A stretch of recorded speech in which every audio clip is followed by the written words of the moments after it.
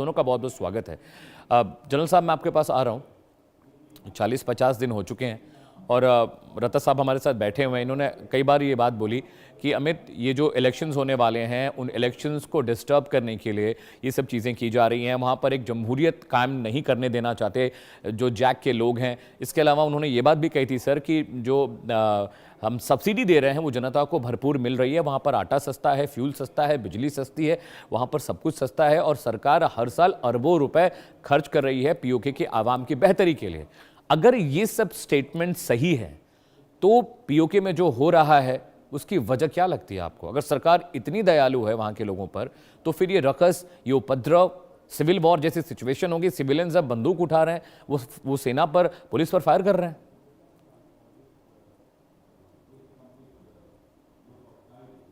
Please unmute yourself sir, you are on mute.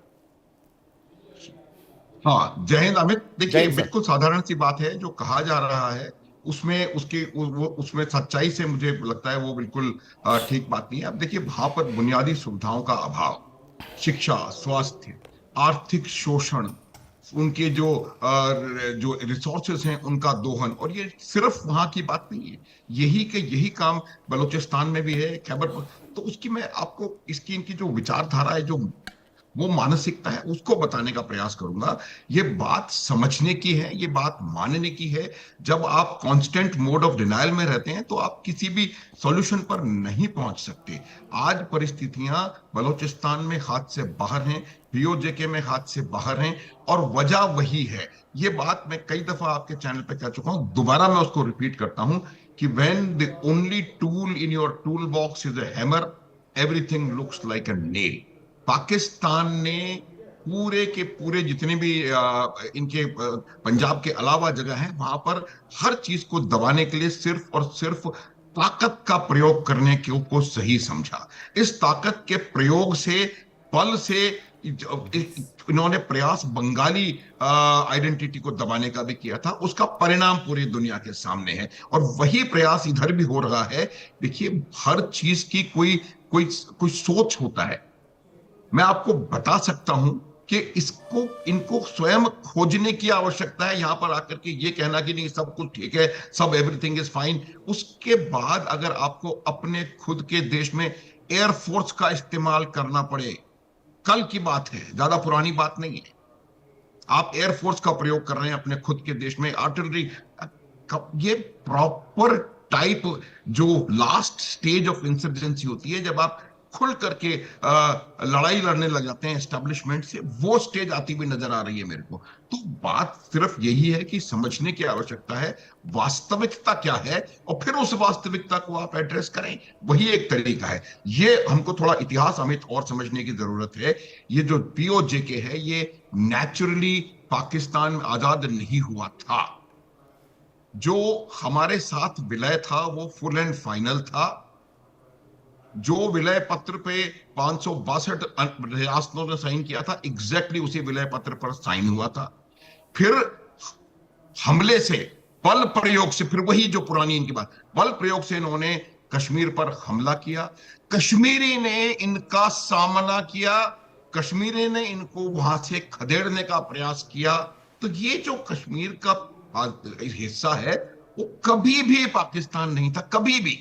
ये भी जानते हैं, और फिर इन्होंने उसको ट्रीट भी नहीं किया उस तरीके से। तो मेरा ये मानना है कि जिस प्रकार की सिचुएशन वहां पर आई है, अगर कोई सरफरोशी की तमन्ना जैसे नारे वहां पर उठ रहे हैं, कि नारे अगर आपको याद हो तो रामप्रसाद बिस्मिल और अशफाक उल्लाह खान ने 20वें और 30वें दशक में पिछले शताब्दी के अंग्रेजों के खिलाफ उठाए थे, और वही नारे यहां पर आ रहे हैं। तो आप समझ सकते हैं इनकी ग्रेविटी क्या है।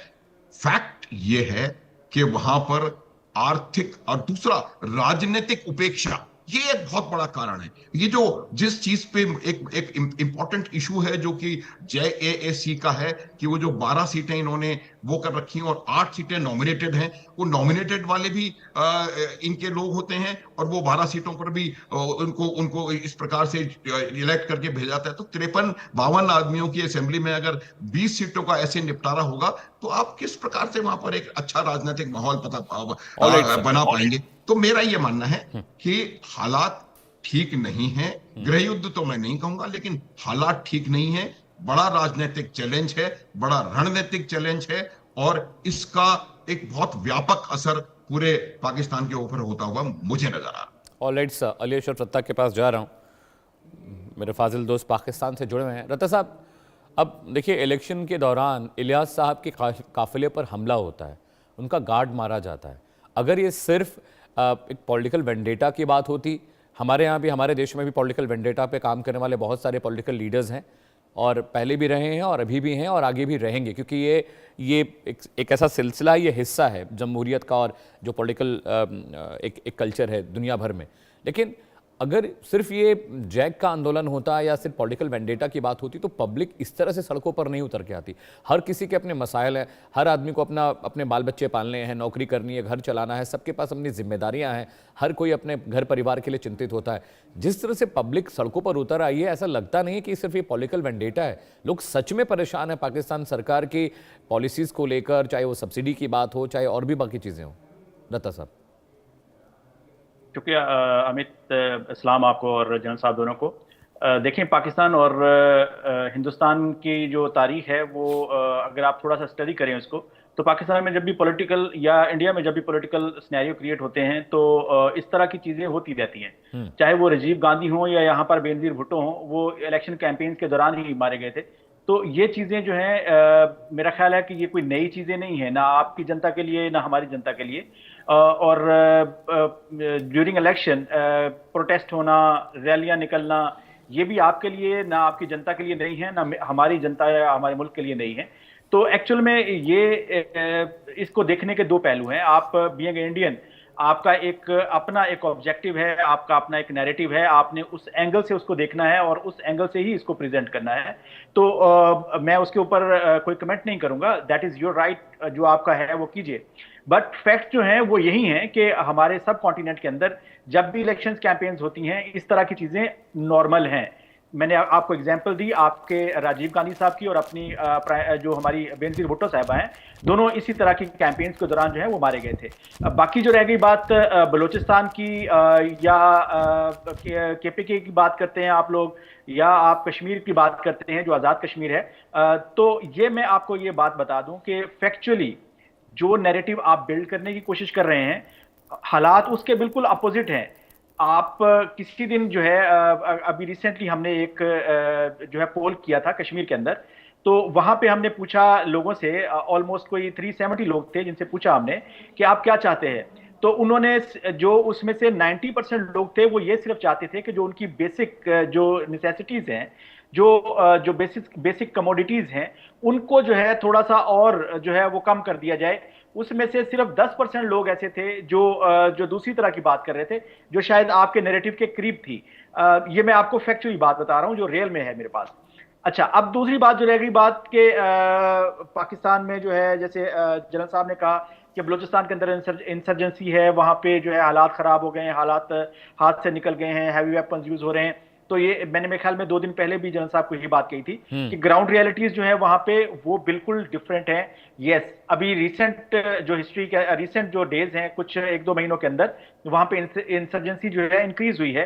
बिकॉज आपको पता है कि अफगानिस्तान के अंदर से जो हमारे ऊपर क्या कहते हैं दहशतगर्द हमले हो रहे थे, जिसके जवाब में हमने वहां पे अटैक किया और वहां पे जो दहशतगर्दों के कैंप थे उनको तबाह किया, वहां पे सैकड़ों दहशतगर्द जो है मारे गए हैं। तो डेफिनेटली उसका रिएक्शन भी आना था। और अब जिस रत्ता साहब, आप राजीव गांधी का जिक्र कर रहे हैं, ये बहुत पुराना मसला है, 30 साल पुरानी बात है, लेकिन तब का पाकिस्तान और अब के भारत में बहुत फर्क है। 30 साल पहले भी आप कुछ और रहे होंगे, 30 साल पहले हम भी कुछ और रहे होंगे। अब बहुत सारा मॉडर्नाइजेशन है, यूथ अब पॉलिटिक्स में आ रहा है, बच्चे अब ज्यादा पढ़ाई लिखाई कर रहे हैं, लोगों के जहनी तौर पर लोग ज्यादा अब समझदार है। 30 साल 35 साल पहले का पॉलिटिकल रेजिम, बेनजीर भुट्टो के वक्त का जो पाकिस्तान था वो पाकिस्तान अब नहीं रहा। तब से पाकिस्तान ने बहुत तरक्की की होगी, जहनी तौर पे भी, पॉलिटिकल तौर पे भी बहुत तरक्की की होगी, टेक्नोलॉजी वाइज भी बहुत तरक्की की होगी, डिफेंस में भी आपने बहुत तरक्की की होगी। बेनजीर भुट्टो का वक्त और अब का वक्त अलग है, लेकिन जो बेनजीर भुट्टो के टाइम पे हो रहा था वो पाकिस्तान में अभी भी हो रहा है। इमरान खान साहब का आप इससे मना नहीं कर सकते, उनकी आंख खराब करने का नौबत आ गया, उनके साथ मारपीट की गई, उनको जेल में डाला गया। तो ये सब चीज़ें पाकिस्तान में चली रही हैं। तब भी आपके यहाँ आर्मी चलाती थी पाकिस्तान को, अब भी आर्मी बहुत सारा हिस्सा पाकिस्तान का कंट्रोल करती है। तो भारत के लिहाज से देखेंगे तो देखिए, भारत में आर्मी वाले पॉलिटिकल पार्टीज के बीच में कभी भी नहीं बोलते हैं। फजलुर रहमान का देखिए, बयान आया, उसने कहा कि अगर आपको राजनीति करनी है तो ये बिल्ले और फीते उतार के आके चुनाव लड़ लीजिए, आपको समझ में आ जाएगा, जो बिल्कुल सही बात थी। फजलुर रहमान ने कहा कि आप सेना के आदमी हैं, आप सेना के लिहाज से काम करिए, सेना का डिसिप्लिन फॉलो करिए, पॉलिटिकल पार्टीज की तरह मत बयानबाजी करिए। हमारे यहाँ आर्मी का जनरल कभी भी पॉलिटिकल पार्टीज के बीच में नहीं बोलता है, उसको मतलब ही नहीं चुनाव कौन जीत रहा है कौन हार रहा है। आपके यहाँ तो हर चीज में सेना का दखल रहता है। मैं ये बात आपसे पूछना चाह रहा हूं। हाँ, मैं यही बात आपसे कहना चाहता हूं कि अगर आप बात करते हैं कि ये अभी 20 साल हुए हैं या 30 साल हुए हैं, तो आप 80 साल पहले भी चले जाएंगे तो इंडिया और पाकिस्तान के अंदर सेम सिनेरियो था। आपके गांधी जी भी गोली से मारे गए थे और हमारे लियाकत अली खान भी गोली से ही मारे गए थे। उसके बाद के भी आप वाकया देखें, आपकी इंदिरा गांधी जो है बम में उड़ाई गई हैं और यहाँ पे भुट्टो साहब जो है फांसी चढ़ाए गए हैं। तो ये जो आपकी और हमारी 80 साल की तारीख है, ये बिल्कुल एक जैसी है। हर 10-15 साल के बाद एक जैसा सिनेरियो क्रिएट होता है। अगर ये सोचने की बात ये है, जो इंटेलेक्चुअल्स हैं इंडिया के अंदर और पाकिस्तान के अंदर, उनको ये सोचना है कि ये अगर 80 साल से एक जैसा ही सिनेरियो चलता जा रहा है तो इसको चेंज कैसे करना है, ये जो चीजें हैं ये बदलेंगी कैसे। ये दोनों मुल्कों के जो इंटेलेक्चुअल्स हैं उनको बैठकर इसके ऊपर कोई डिबेट करनी चाहिए है और इसका सोल्यूशन फाइंड आउट करना चाहिए, ना कि आप कंपैरिजन करें कि भारत में ये हुआ और पाकिस्तान में ये नहीं हुआ और पाकिस्तान में ये हुआ और इंडिया में ये हुआ। तो इस कंपैरिजन में हम लड़ते रहेंगे, हम सोल्यूशन की तरफ नहीं जाएंगे। मेरे पास आखिरी का 2 मिनट बचा है। आपने एक बात और जो आपने अभी बात कही, क्या कहते हैं फजलुर रहमान साहब के बारे में, तो उनके बारे में मैंने आपको कल भी कहा था, वो हमारे यहाँ एक करैक्टर के तौर पे जाने जाते हैं, जिनको जमीनें चाहिए हैं, जिनको परमिट चाहिए हैं, जिस दिन उनको मिल जाएंगे वो नॉर्मलाइज हो जाएंगे। ये हमें पता है, ये पूरे पाकिस्तान को पता है और आपको भी पता होगा। ये आपका वर्जन हो सकता है, this is your version of understanding the issue. I don't agree with this. Colonel साहब, मेरे पास आखिरी का 1 मिनट बचा हुआ है, मैं चाहता हूं आप इसको क्लोज करें। क्या सच में रत्ता साहब, चलिए वो सरकार का हिस्सा नहीं है, वो डिफेंड करेंगे अपने देश को, लेकिन लॉजिकली क्या पीओके के रकस को सरकार कैलकुलेट नहीं कर पा रही है, हल्के में ले रही है, या उनको पता है कि यहां बहुत मुश्किल हो गई है अब? बिल्कुल, देखिए मैं आपको यही बता रहा हूं अमित, की बात इनको समझने की आवश्यकता है। जो बंगाल के हालात थे, बंगाल को जिस प्रकार से इन्होंने टैकल किया, एग्जैक्टली वही के वही हालात उभरते हुए नजर आ रहे हैं। ये बिल्कुल बात समझने की है। देखिए, एक तो मैं एक क्लैरिफाई कर दूं, ये कह रहे हैं आपके गांधी जी, वो आपके नहीं थे, सबके गांधी जी थे। जो जो जो स्वतंत्रता आजादी आप एंजॉय कर रहे हैं, वो भी महात्मा गांधी की देन है। वो कोई अलग से कोई वो नहीं हुआ था। तो जिन्ना ने देश आजाद नहीं कराया था, कोई डाउट नहीं रख लेना उसमें, और कोई शक नहीं रख लेना। कोई नहीं था उस टाइम पे, आप भी भारतीय थे, आपके पास भी सब कुछ भारतीय था। और जो डूरंड लाइन पे आप लड़ रहे हैं, वो भारत और अफगानिस्तान के बीच की लाइन है, तो आप उसको छोड़ें, इतिहास को समझने। तो अब जो मैं बात बता रहा हूं वो ये है, 1 मिनट, एक लास्ट लाइन अमित, वो ये है कि हर चीज को दबाव से, बल प्रयोग से नहीं ठीक किया जा सकता। और ये बात जब तक नहीं समझ में आएगी, तब तक बंगाल जैसे हालात बनते रहेंगे अमित। बहुत शुक्रिया।